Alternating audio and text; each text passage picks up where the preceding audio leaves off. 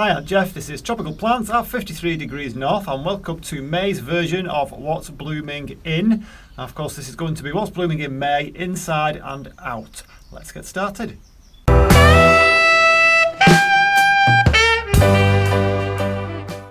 And we're in. So, as my hair is getting longer, as the lockdown increases in length, we shall hopefully see plants getting longer as well. And this one, of course, is a beautiful Tradescantia, and this one is called Zebrina, and you can just see the gorgeous little hairs on it kind of glowing in the light. Yeah, but this is what's blooming, so what I'm going to do, I kind of will stretch that a little bit and just show you things of interest as well, because I think certainly plants that are grown for the foliage are just as interesting as blooms. So I'm going to start in the warm side and work round. Now you will see that plenty of plants here have like white speckles on them, and like this isn't an infestation of red spider mite. This is because when we barbecue just outside the greenhouse, and that's where all the ash tends to go. So it's just a covering of ash. I'll start with my Thunbergia brownie. I know you've seen this before, but I'll do a very quick kind of scan along it, which then takes you to the beautiful Dipladenia Sanderi, the Mandevilla. And I've still not seen the bloom of this Cattleya yet. No ID Cattleya. I've had it 2 years. It's had 2 buds. One's blasted, and I'm waiting to see what that turns into. But you can see how wonderful the Mandevilla is. It's looking really nice in this light with the Thunbergia at the top.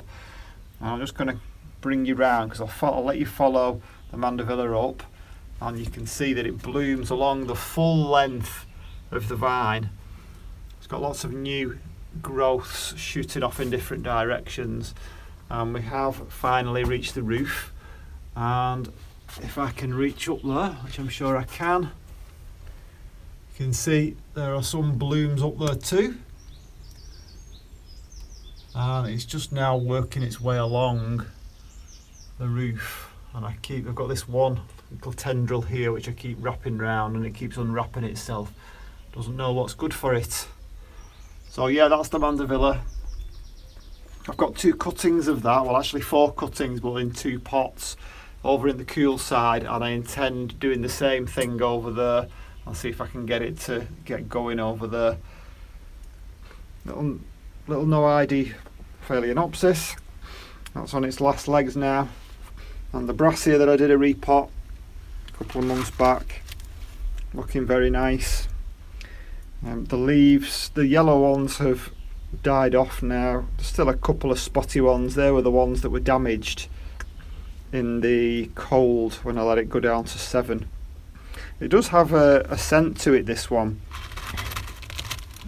The way that I describe it is that over in the UK there are a lot of what we call National Trust properties, and there is a property called Quarrybank Mill in the north, and this is a Victorian property. It's a Victorian mill, but it's been kind of repurposed as a museum. And they have an apprentice house there where the children who were signed on there to work from quite a young age, and that's where the children lived. And the smell is exactly like you would expect to find in the apprentice house. So I've been there many times. I used to lead quite a few school trips there when I was teaching, and it just smells like that. Now obviously if you've never been there, that means nothing to you, but I thought I'd mention it anyway. The Boragera is recovering now. We do seem to have quite a lot of growths on it, so I'm guessing we have roots as well. I can't see them in the pot, but they must be in there if the growths are coming. So you've seen this. Well, all the blooms are out now on the Zygopetalum, and we have another new growth on the other side down there. That's this one. That's coming along nicely. Again, temperatures make all the difference, and try not to overwater it. But this has a really nice scent, especially in the sunshine when the sun comes out. Just move down, a couple of Tradescantias here. This is the first Tradescantia, this one, Fluminensis Nanouk lilac that looks like it's rotting to me. So I think what I'm going to do with that is move that over to the cooler side. One of my other pinker ones, I think it's the Maiden's Blush, also isn't that keen on the humidity accompanied with still the BLC ShinFong Little Sung Young Changodal Boy, still looking brill. Pity there's no scent with that, but it's very long lived. And there's the Cattleya back there, which I destroyed one of the new growths. So I'll just move you up, just to give you like a scan of the Tradescantia really, since I moved them over here. They do seem to have recovered now, and they're adding to my jungly effect. Well, this is a what's in bloom, so what's blooming, so we'll just move over. Miltoniopsis still in bloom, but you can see these blooms are fading now. And for the very, very first time, I have growths on my Hoya, which I'm really excited about. I really, really would like to see some blooms on this thing. I've had it over a year, I've not had any blooms on it. That's it for blooms over on this side. Not a great deal. Okay, we're over on the cool side now. So my little Cephalotus Follicularis Albany pitcher plant, I'm not going to be able to get that label back in, I'll have to come back to that, is full of flower spikes. I've never seen the blooms on these, I don't even know what they look like. It's certainly a long time in coming, but we'll move over to the glorious Hippeastrums, which you may have seen on my quite recent video, down to the very, very long flowering Masdevallia ignea. It's on its last legs now with its blooms, and once you start getting some of the leaves turning yellow, you can see that obviously, providing you've got new growth coming up, plenty new leaves coming on that, it's just a natural thing, I'm thinking. It does need a repot actually, it's not been repotted for a while. Moving over to the other one, the other Amaryllis, all four are in bloom now. We have quadruple gorgeousness on the Hippeastrums. I'm moving on behind. Streptocarpus are putting on the best show now, and they will do right the way through till December for most of them. So we have the pink Leyla at the back there. This one is a crystal ice, which starts off in a little kind of weak on the bloom in front, but it really will get going soon. This one, I think, is no, it's not, it's Katie, that one. I'm really waiting for the Titania to come, because that's my favourite one, but that one always seems to be a little bit slower. So we'll just move over to some of the other Streptocarpus, and we've got the Polka-dot purple, along with another beautiful showing of Katie. That's a nice plant, got loads on that one. Polka-dot purple, a few of those going over a little bit, but there's plenty more flowers to come. And moving over to Dendrobium Berry Oda, which is still in bloom. So this one has now been in bloom. Let me just check my label.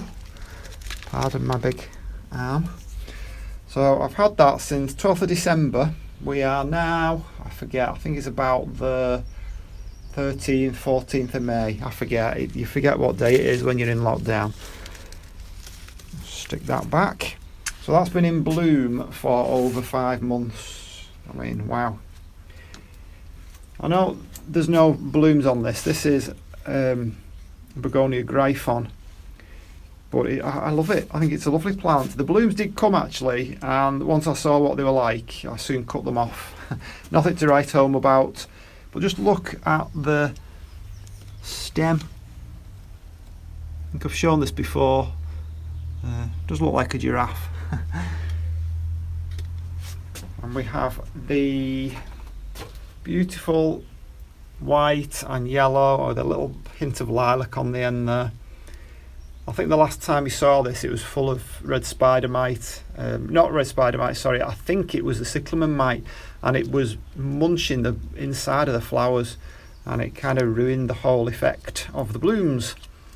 But that one's got tons of new buds on there, So that's going to come. This just constantly flowers. This is Dendrobium Nobile Starclass. And it's a very, very easy one to grow, providing you don't let it get too cold. Up into the Pelargoniums are at the best now, and they will carry on being the best. They'll carry on blooming right through the summer. Just move you along. So this one is, I forget, Pelargonium Grandiflorum Don Diego, if anybody wants that one.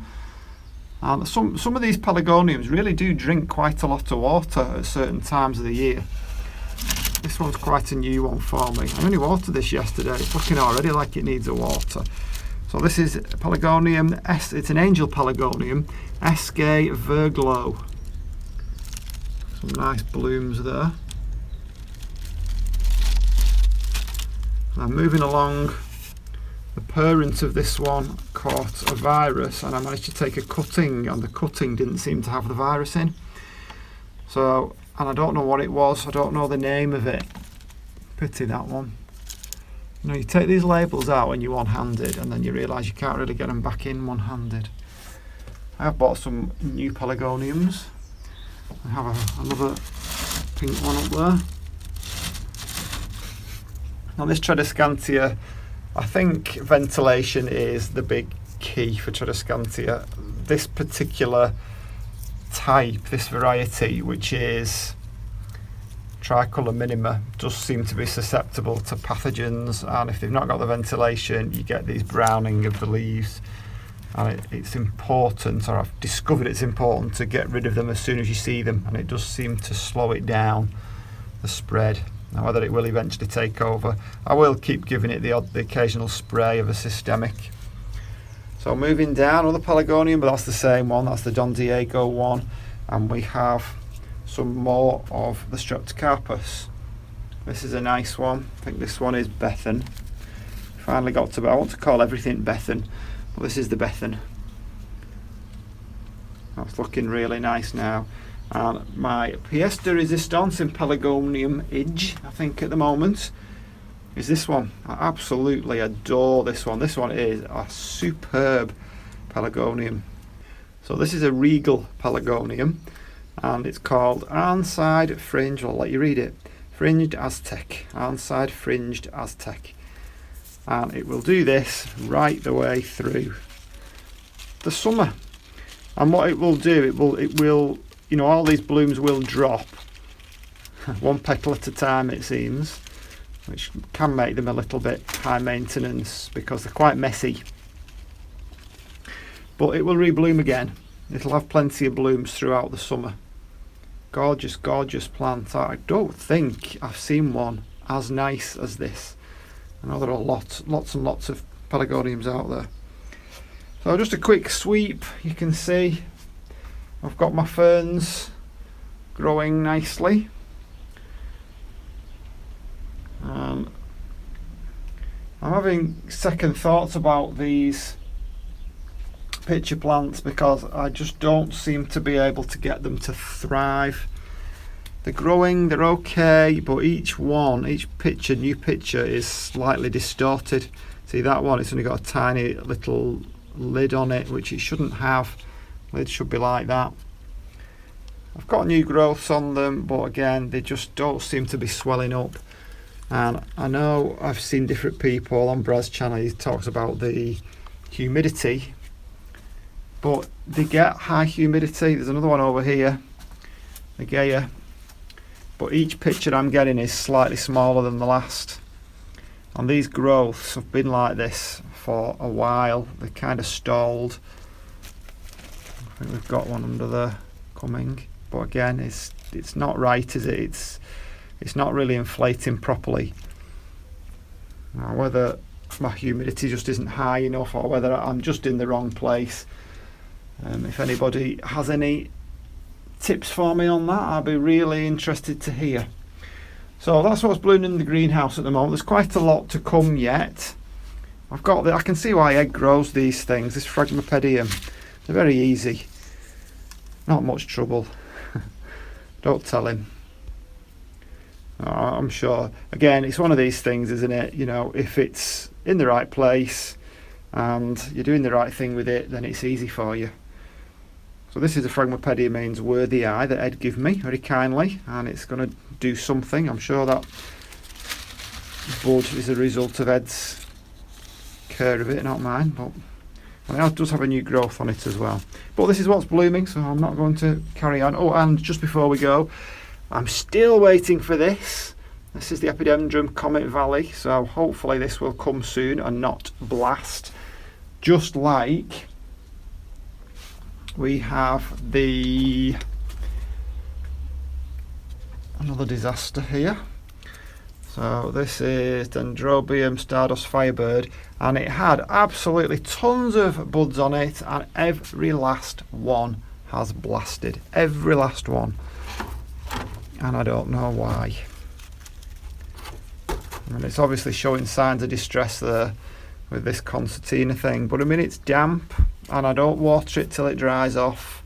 And like I say, it was looking really good up until I sprayed it with the cyclamen mite stuff, because it did appear to have some, whether it was spider mite or cyclamen mite on it, and it's suffered ever since. But I know some do if you spray with the systemics.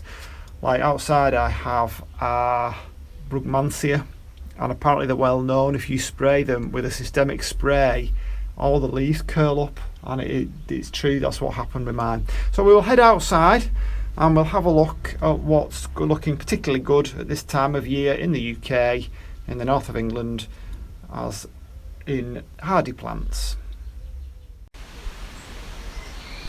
I'll just take you around my patio here. So this is the banana that I did a video on. I'll link to that with a card at the top. And I've repotted this, and since I've repotted it, it's really going for it now. They do drink a lot of water, so it's worth keep watering them on a daily basis really.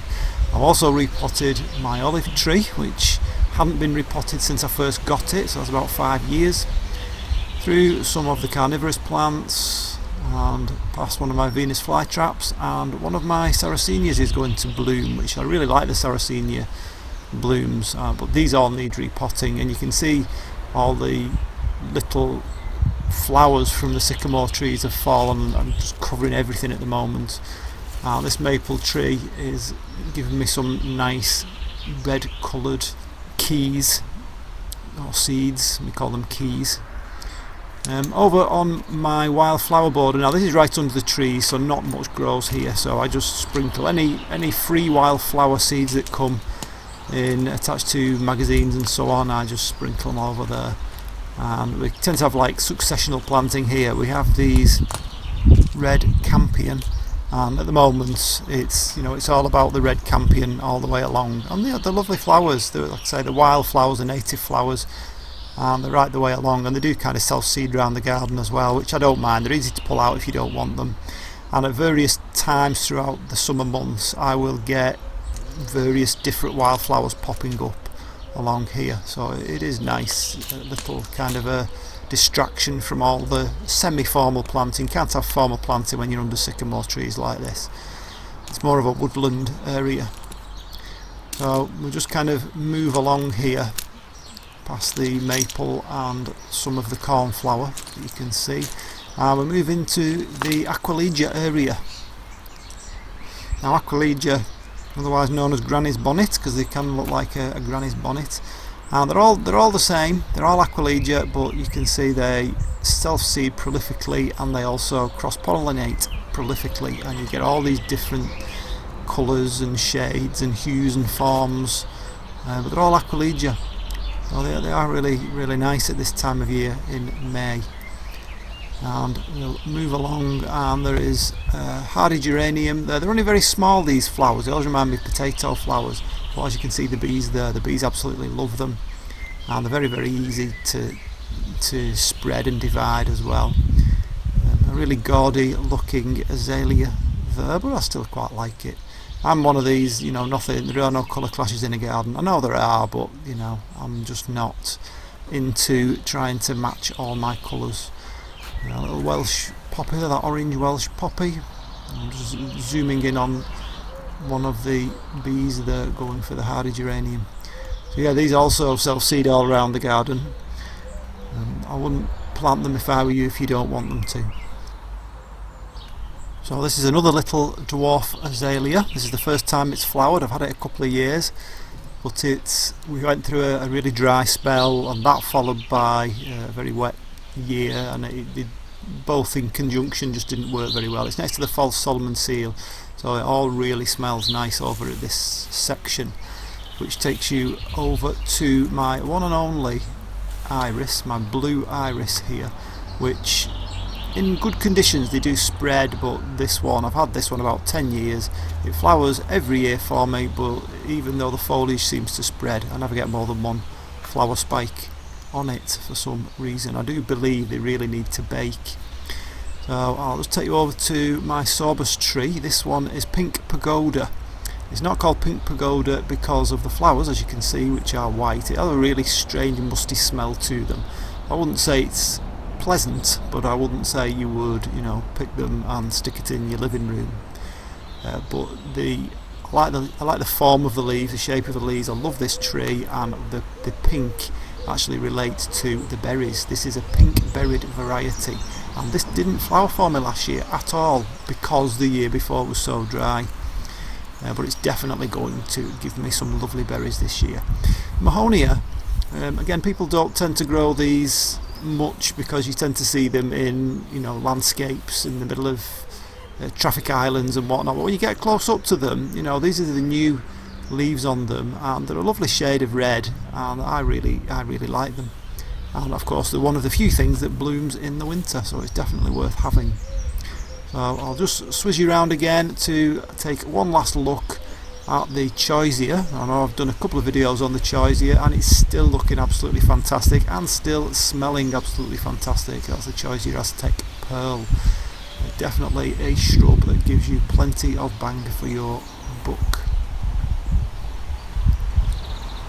I don't have a massive garden, so I've got to be very careful what I put in there. Everything that's in the garden has to do something and have at least 2 seasons of interest for me. If it blooms just for a couple of weeks and then that's it, then I'm not interested. It's got to give me more than that. This is my favourite corner. We've got all sorts going on here. We've got the purple loosestrife, we've got various coloured dogwoods with various coloured barks to them, and then obviously in the corner we've got the blue forget-me-nots, we've got a lovely purple allium there, and we have a thalictrum, which doesn't look brilliant on its own, but these kind of starburst blooms do get bigger and bigger, and it will look better. It's spreading as well, which is looking nice. And we have a dwarf lilac in the corner here, which also adds to the scent. I know it doesn't look spectacular in bloom, but again, the scent is wonderful. I always try to go for things that give me more than just one season of interest. And this is a euphorbia, and I've seen these growing in the Med, in islands on Ibiza, Mallorca and so on, and they do go quite big if you let them, but they seem to respond well to pruning, and they do have quite unusual flowers on them. I find them quite nice backdrop to some other herbaceous shrubs. And finally we'll finish with this stock. I think this is stock, it certainly smells like it, and it is a wildflower again, but it's a really nice one. Well, it was a nice one to finish on, so I hope you enjoyed that. Give me a thumbs up if you did, and I'll see you on the next one. Bye!